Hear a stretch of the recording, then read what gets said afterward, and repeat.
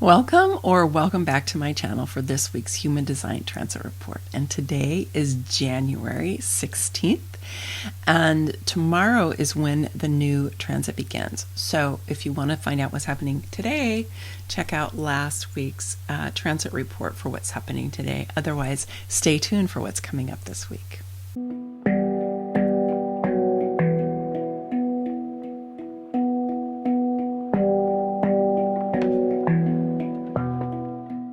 I want to thank those of you who commented and voted, letting me know that these transit reports are actually something that you look forward to every week. I'm really happy to hear that. I kind of never know about these things unless you tell me, right? So it was interesting because the poll says of 55 people that it's 65 to only do them once a month and follow trends. And 35% said do them every week. But every single person, whether this was in the poll itself, or in response to last week's transit report, or inside of my Becoming Sovereign community, which I hope that you're a part of, and if you're not, please join us. Every single person said that they like them weekly.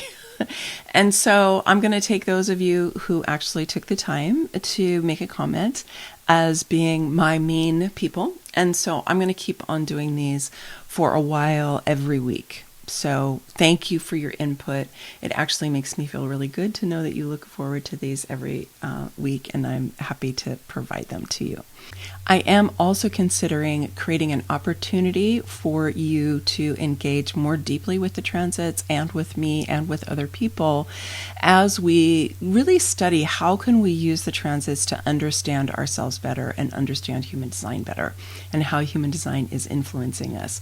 Ra, the founder and developer of human design, said that it's through following the transits that you can really get the deepest feeling because you can tune in to how is the energy changing at different times.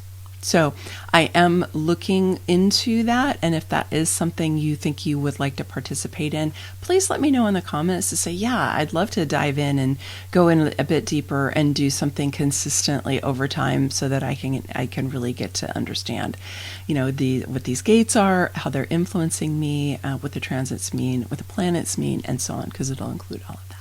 So tomorrow, the sun will move into the gate 60, which is in the knowing circuit, and the earth will move into the gate 56, which is in the sensing circuit. So both of these gates are in circuits that are non-rational, non-linear, non-logical. Okay, they're more intuitive. So this is more intuitive energy. So let's start with the gate 56. So the gate 56 is on the throat, and it is part of the sensing circuit, and it is known as the divine storyteller. And this is one of 3 storytelling gates. And in traditional human design, it's known as storyteller, and in quantum human design, it's known as expansion. I think what is meant by expansion here is our ability to tap into the superconsciousness or the creative intelligence of the universe to help us to know what's really true and what kind of stories we want to tell, because the sensing circuit is plugged in directly into superconsciousness, and so it's receiving through that right brain, crosses over, comes down on the left side of the body. It is receiving those creative impulses from the intelligence of the universe, and so it's helping us to maybe create a story that is different than the ones that have been told to us, or the ones that are more logical or linear, helping us to expand into a new set of possibilities that we can then tap and tell stories about, or that even can come to us in story form, because it can just download right through that sensing circuit in a story form. Let's remember that right brain energy, which is what the sensing circuit is, right, is creative, it's expansive, it's embodied, it's experiential. And so those are all the qualities that are going to go with this gate 56. We want to be able to ground ourselves in stories that help us to feel creative and expansive and embodied, and that honors our experience, right?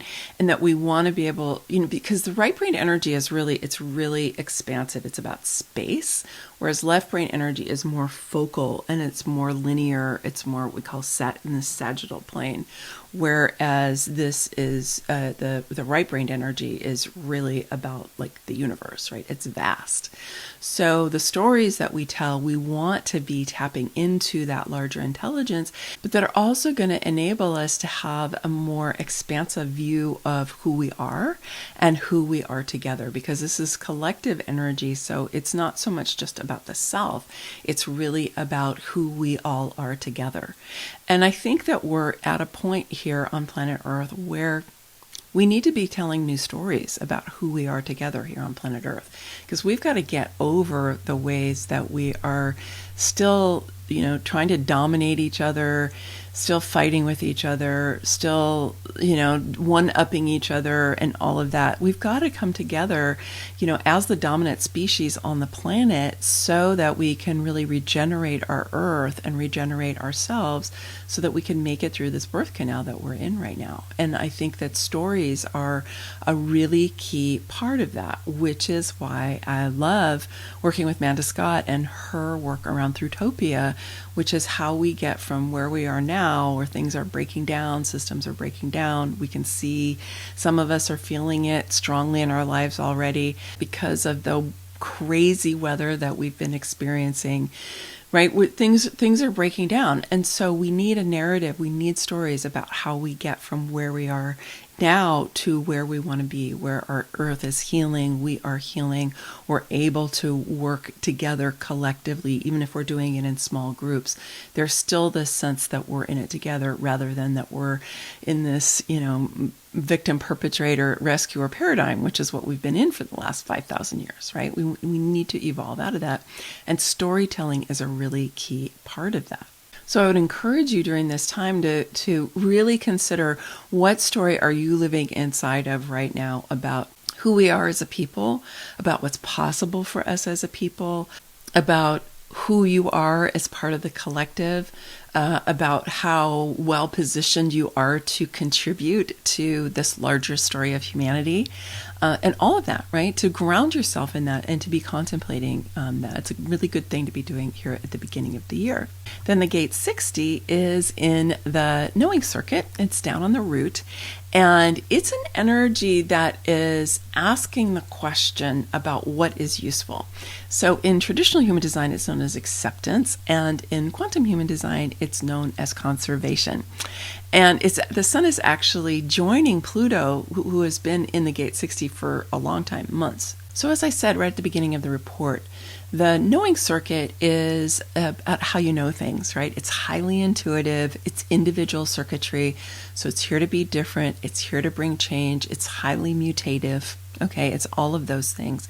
And so the knowing circuit comes down this way, it splits and then comes back up through the central channel. And so the 60 is right there in the root where the energy starts to come back up through the central channel. So the 60 is kind of looking at all of this mutative energy, all these leading edge ideas, all these out of the box possibilities that have been coming in and making their way through the different gates and channels of the knowing circuit. And then they're going to start coming up through that central channel.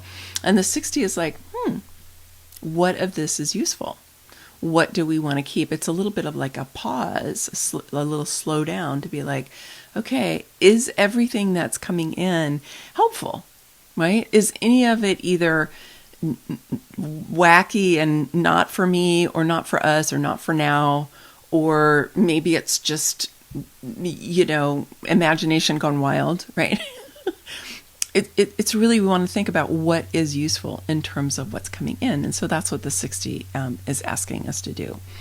And Pluto's been asking the same question. I mean, Pluto has gone back and forth between the 61, which is the very beginning of the knowing circuit, right? And which is the gate of wonder, which is where all kinds of things start coming in, right? And the 60, which is like, well, what's worth keeping? What's worth building? What's worth us to keep working with, right? So we could think about it this way, that the earth is asking us to ground into storytelling that is actually really beneficial for all of us, and they may be new stories. And the 60 is like, we've sorted through this. We've looked at the stories. What are the stories that are useful? What are the stories that are not? And it has been sorting through and discarding or putting aside for another time, or saying, you know what, we've outgrown that.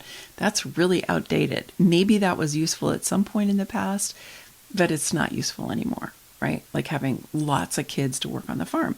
That idea is not really useful anymore. We don't need to keep having so many children, right?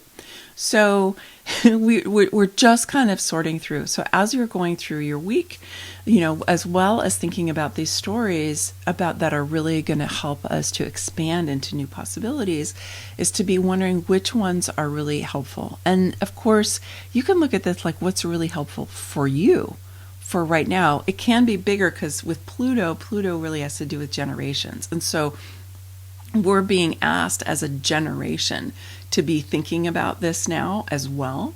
But while the sun is there, you can dial this in really strongly into your own life, which is like, what does this mean for me right now? What is useful to me? What do I want to accept into my life? What am I going to conserve and use for now? And what not so much? Either it's not for me, it's not the right time, or it's just not really the right thing, like at all. I want to give you a preview that on Sunday, January 22nd, is the Human Design New Year. Yay, Human Design New Year. So I'm going to do a special video about that. That's going to come out before Sunday. That is about that. I don't exactly know what day it's going to be, but it'll come out before Sunday. It might be Saturday. So you can be prepared for that. And then the following transit report will probably pick up a little bit of that and then move into the next transit. It starts the following Friday. But I want to just give you a little bit of a heads up here to know that the reason that it's in Human Design New Year is that the sun's going to move into the Gate 41. And the Gate 41, according to the Story of Human Design, is the beginning of the DNA sequence. It's called the codon, the initiating codon of the DNA sequence. Think of it as like the beginning doorway of the DNA. And so we go through this doorway every single year, and it gives you the opportunity to be resetting your DNA, if you will, right? Resetting your human design, resetting your sense of what are the codes of light are that your body is built on, and that you are radiating out into the universe, right? And so I would just say, mull over that a little bit during this week. It's like, how can you set yourself up for a really empowering and awakening reset that can help carry you through the whole upcoming year? If you haven't already joined me in the Becoming Sovereign Virtual Retreat Center, I invite you to. I would love to see you there. We have a lot of great events that are coming up, and actually this coming Thursday, we're doing one on the emotional solar plexus and on emotional wisdom. And it is free to you. You just have to register to be a part of the network. And it is a private site, so it's not like Facebook. Your data is not going to be mined, anything like that. And you can come and participate in that event if you choose to. And this is great whether you're emotionally defined or emotionally open. We all need greater understanding of the emotional solar plexus in human design, and also we're well served by developing our emotional wisdom. All right, I hope to see you there. Many blessings, much love. Bye for now.